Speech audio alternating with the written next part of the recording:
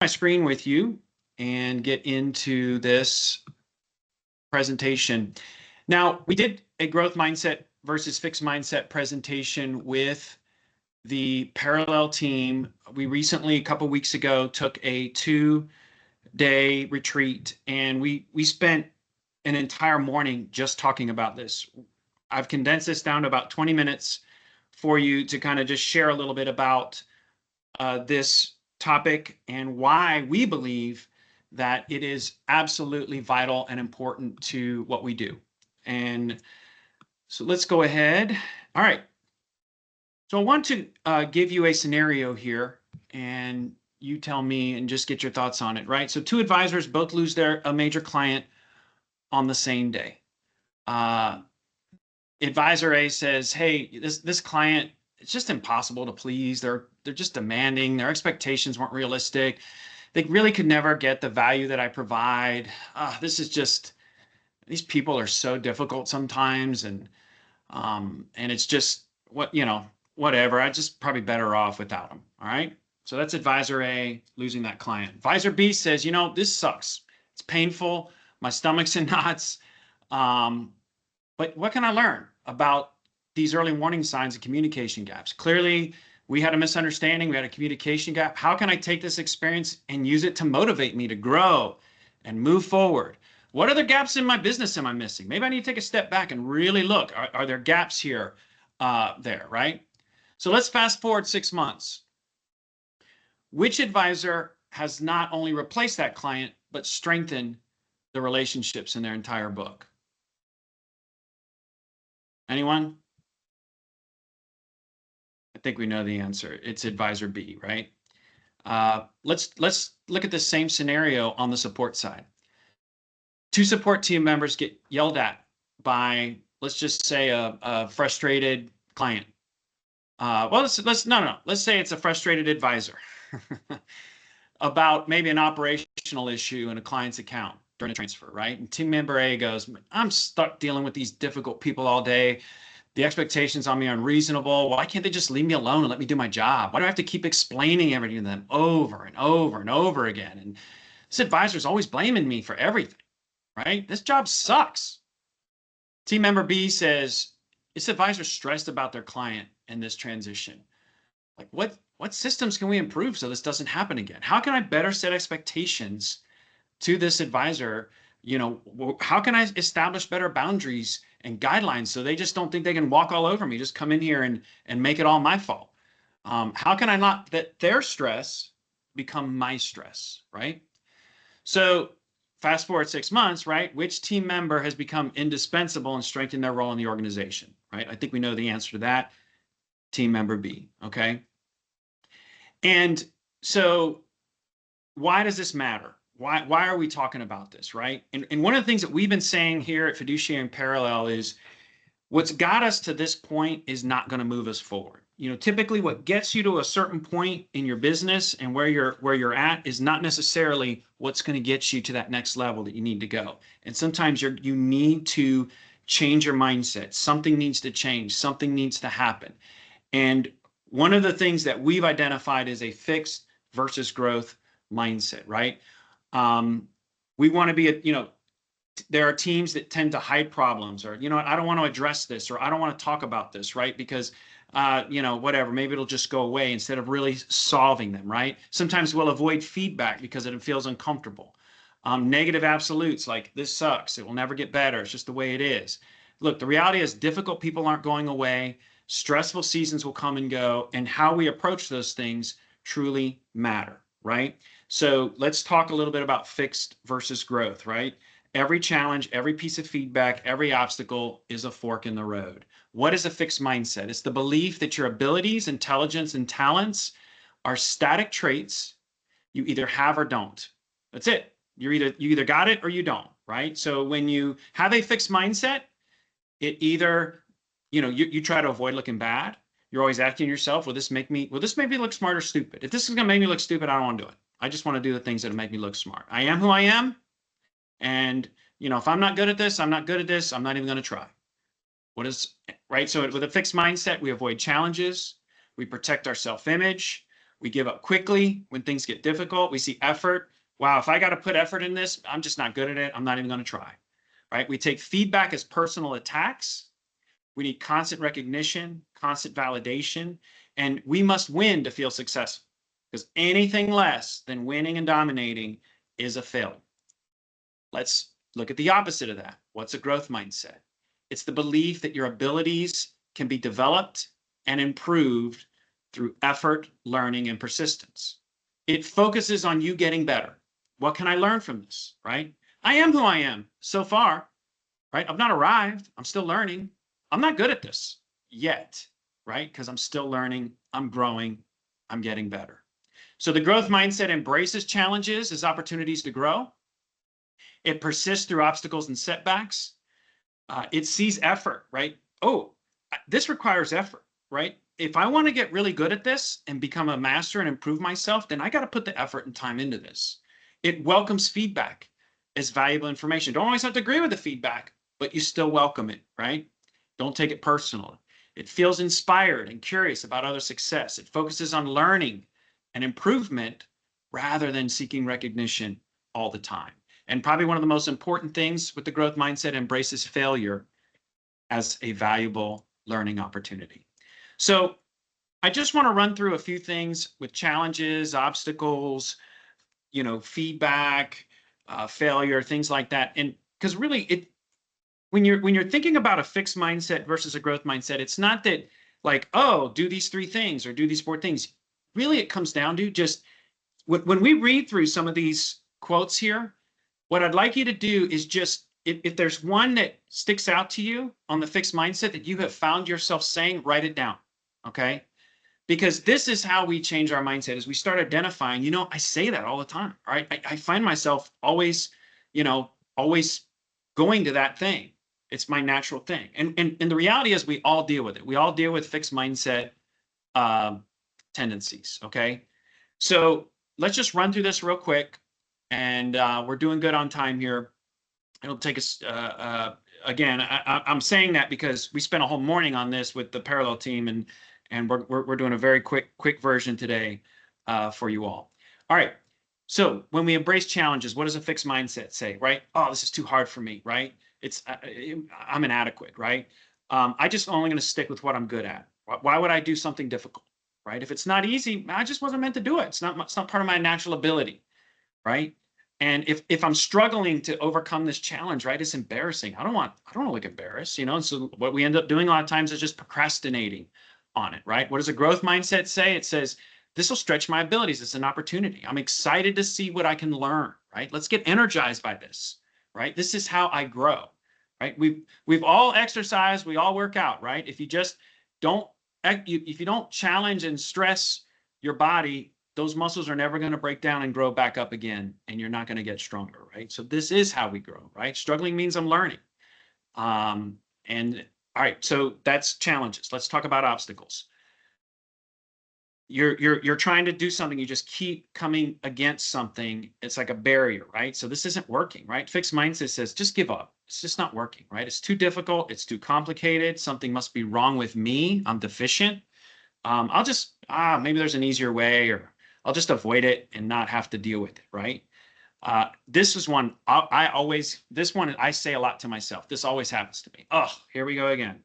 Why can't this just happen easily? Like, why does it always have to be something difficult or something obstacle? This always happens to me. I embrace this one, unfortunately, a lot. What does the growth mindset say, right? What strategy should I try next? This is harder than I expected, but that's normal. Like, that's how we grow, right? What am I missing here? Okay, I've come against this obstacle 3 times now. Clearly, I'm missing something here. Let me take a step back, take a better look. What am I missing, right? And in that case, maybe I got a blind spot and I can't see it. So let me go get some help. I probably need some help here to overcome this obstacle, right? Doesn't mean I'm inadequate or I don't know.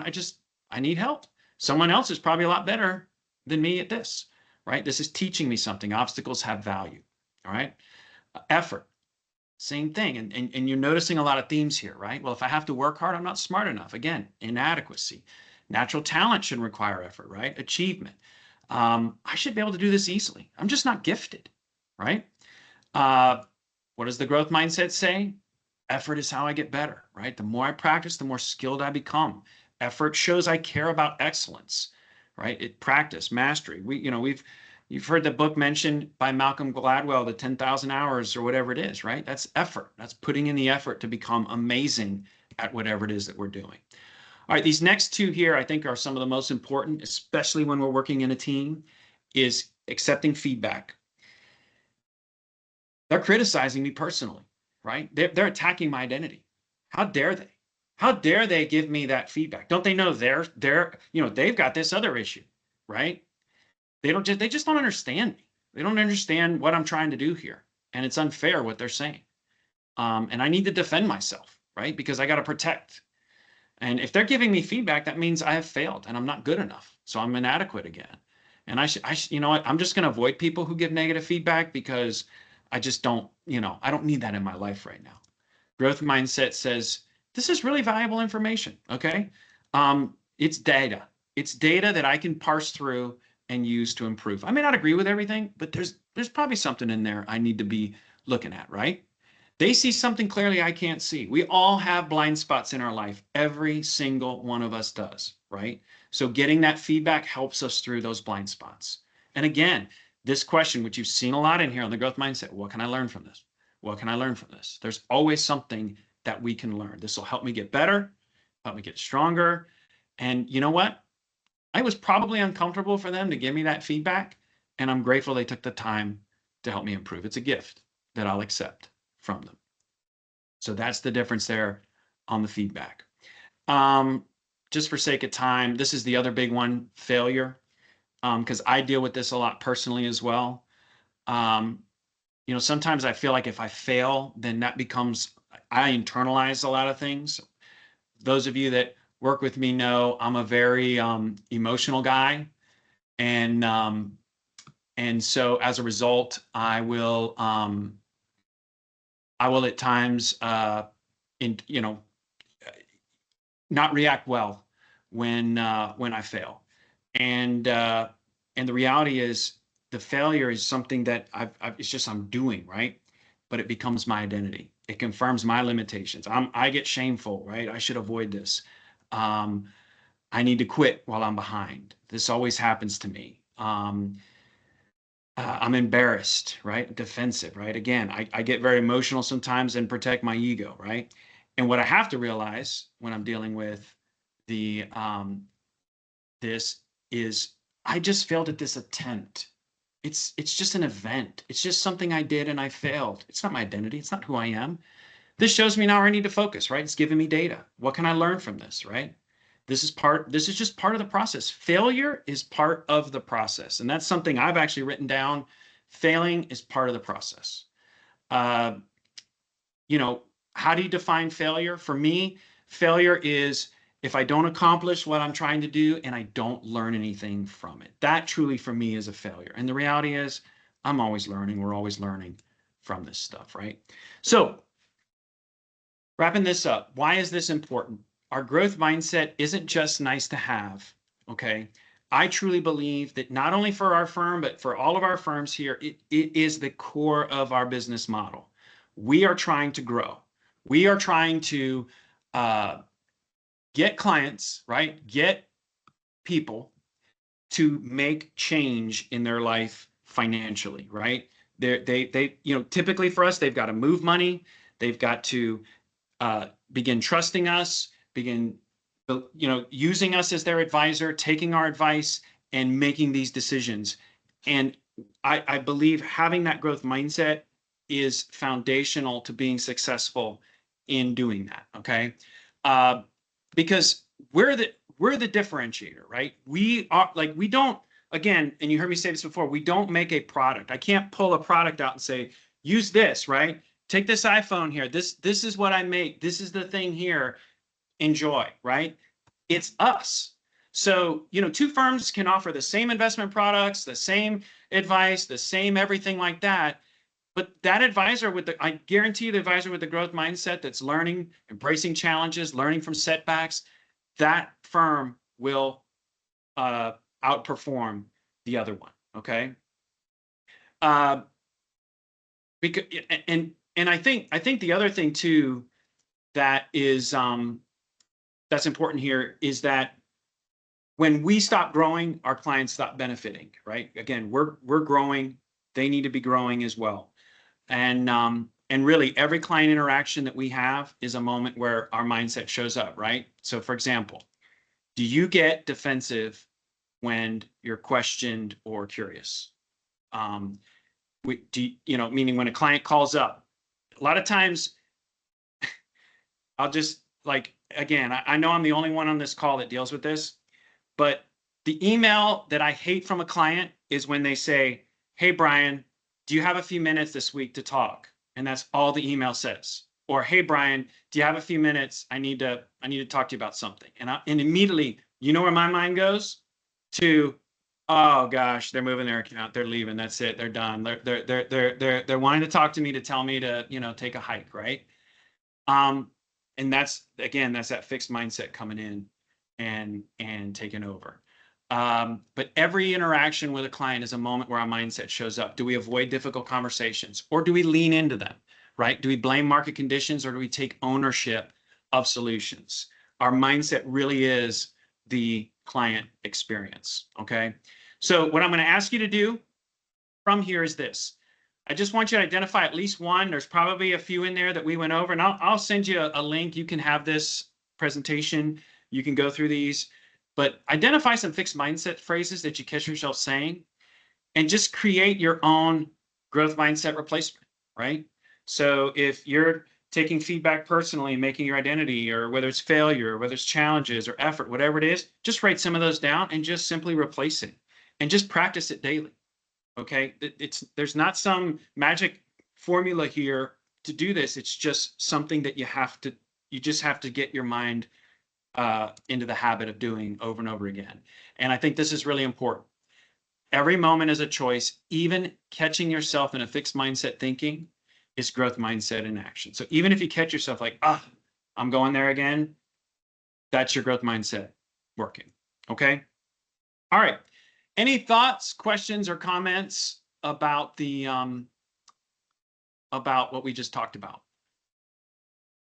Yes, I have one comment. I see some people talking, but I think your line might be muted. So if you are, just unmute, and we'd just love to hear a few minutes here of any feedback on this. Yeah, the Damian Lombardi. Yeah, that was excellent, Brian. What maybe somebody give me advice, you can give me advice. My short-term issue I have, one of the main reasons why I came over with Parallel, excellent portfolio management, excellent communication with clients, a strong back office support. My other firm was kind of laissez-faire, always bearish, and our performance was very subpar compared to the S&P. If we had, I know you're not supposed to look at performance, but had my clients done as well as Parallel has done the last 3 years, I'd have 5 times the book of business I have right now. And I have large clients that have a lot of money sitting on the sidelines. And one of the I was looking at going to Parallel for the last year and a half, and what drove me finally gave me the gave me the decision to move over was this last spring when the market just tanked and my firm remained bearish, missed the upturn. They were ready to leave, and I said, "We're going to a better firm now." They knew I was talking about Parallel, but many of them I probably have $20 million on the sidelines waiting to be invested. But they want to see how Parallel. It's more of a wait and see how Parallel performs with communication, how their portfolios. Sure. How do I bridge that? How do I convince them now to bring more funds over, not without having just wait? Well, that's a great question, and I think Damian, that's something that, just because we've got an agenda on this call today, and we're kind of running through some things here, and we've got some guest speakers and things like that coming in. Let's see if we've got some time at the end of the call to talk about it, because essentially what I hear you saying is, if you've got you're trying to get clients to take an action right here to to move forward. And I think, you know, there's a lot of advisors on here that have that issue. So why don't we address that at the end of the call? Let's get through this agenda here that we've got and address that at the end of the call and talk through that. Does that sound good? Yeah, I do have to say, Greg did a tremendous job when I Yeah. had a dinner with he did a tremendous job on giving them confidence in portfolio management. Yeah, that sounds good. Thank you. Thank you. All right. Thanks, Damien. Any other thoughts on the presentation here, growth versus fixed mindset, or just anyone want to share maybe an experience or just something from them that they have along those lines? Hey, Brian, Yeah. amazing coincidence. I just watched a 3-part series with Chris Hemsworth on Limitless, and it is basically him reaching way outside of his comfort zone and doing just amazing things. It just shows how easy it is to get comfortable and stuck and not be willing to take those chances and reach outside the box. I would encourage. It's really interesting. I mean, it's 4 for gosh sakes. Yes, go look and find that thing, and it's just a really interesting educational series on what you were just talking about. That's great. Yeah, I will definitely. I think it's popped up. It's on Netflix or something like that, I think, right? I think it's popped up in my thing a few times, and it does look interesting. But, you know, one thing, I know a lot of us on this call work with Coach Joe Lucas, and I know one thing he says all the time is, you know, you got to be uncomfortable, right? And that's, I mean, again, and we've used this example of exercising, you know, exercising, and you don't get stronger or faster if you don't get uncomfortable. I mean, that's just the way it is. And it's the same thing with this business as well. So thank you for bringing that up, Dean. Anyone else just want to share maybe a brief example of this?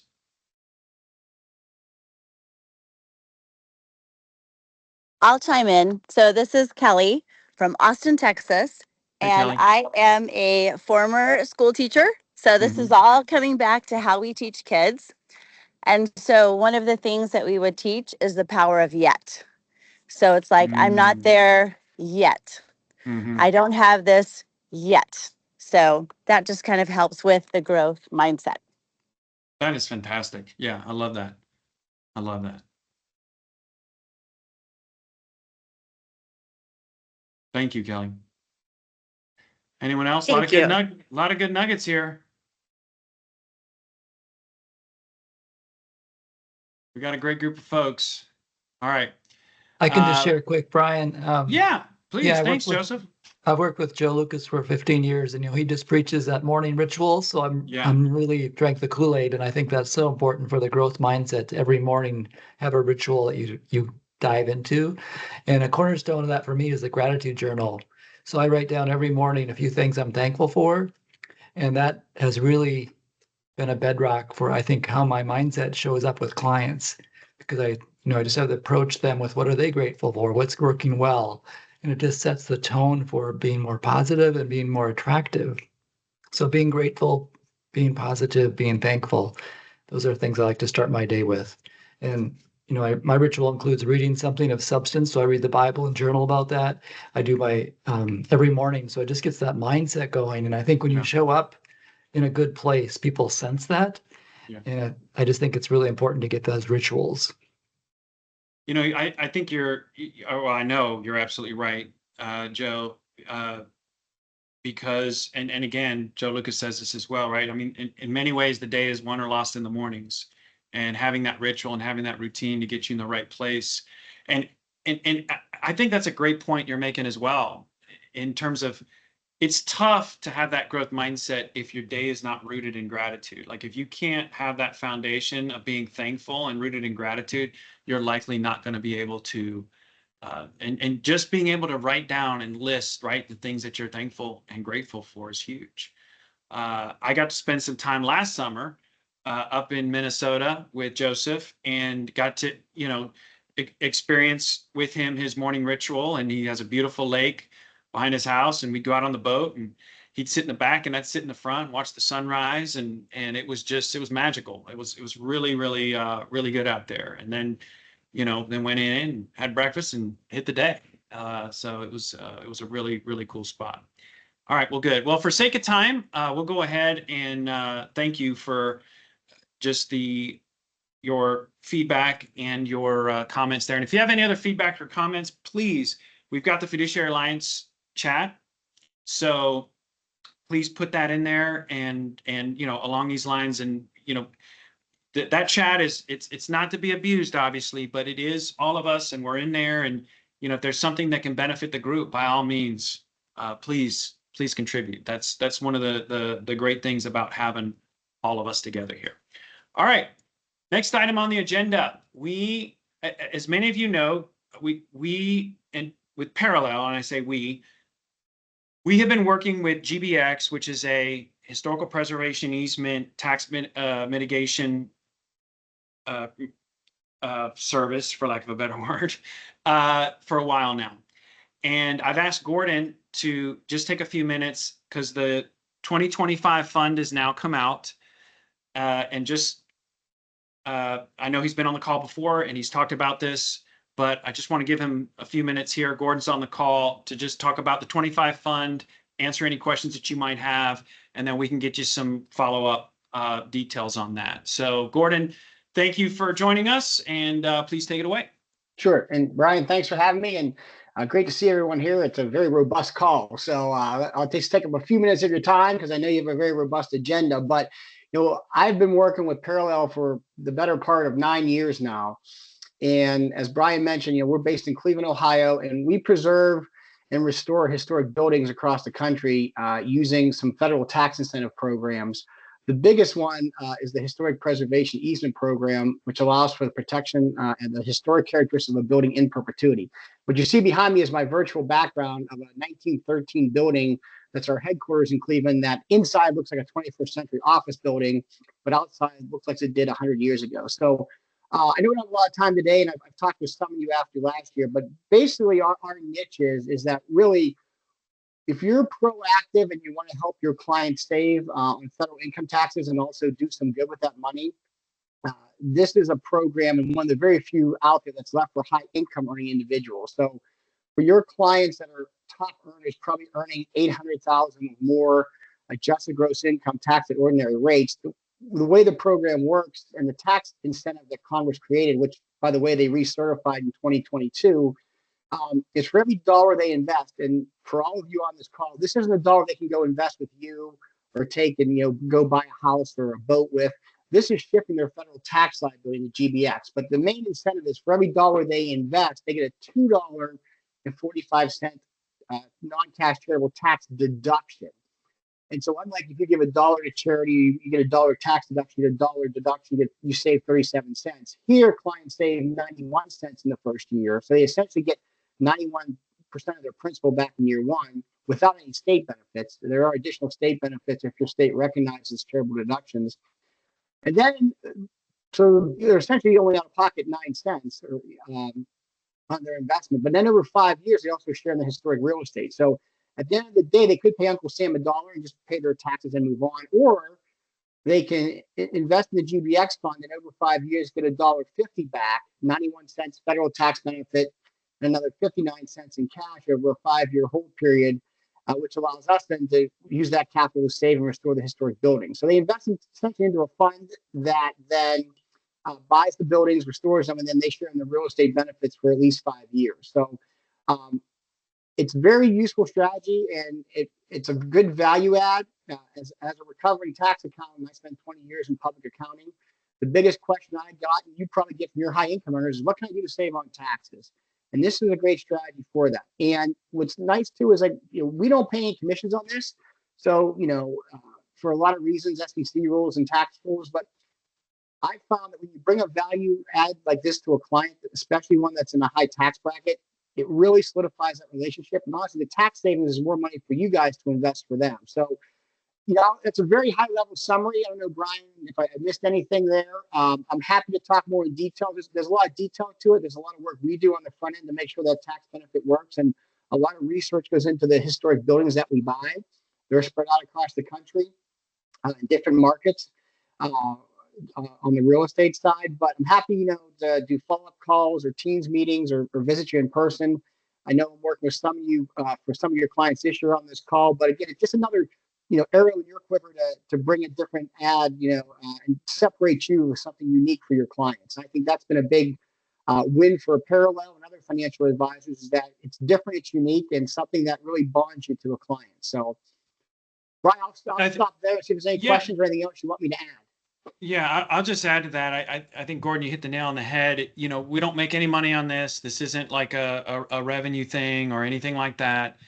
But it is a massive value add for these clients. And 9 times out of 10, they're like, well, why did my accountant tell me this? Why am I hearing this from you? Right. And it really is a differentiator and separates yourself from the competition, or especially if they have another advisor. And so we'll get you sorry, any questions for Gordon?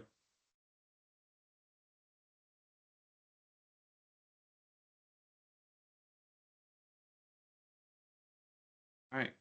Well, I did such a good job. There's no questions. Thank you. Exactly.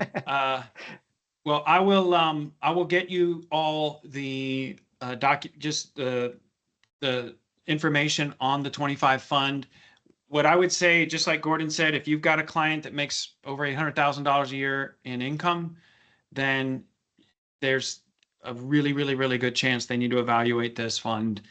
It's not any more money out of their pocket.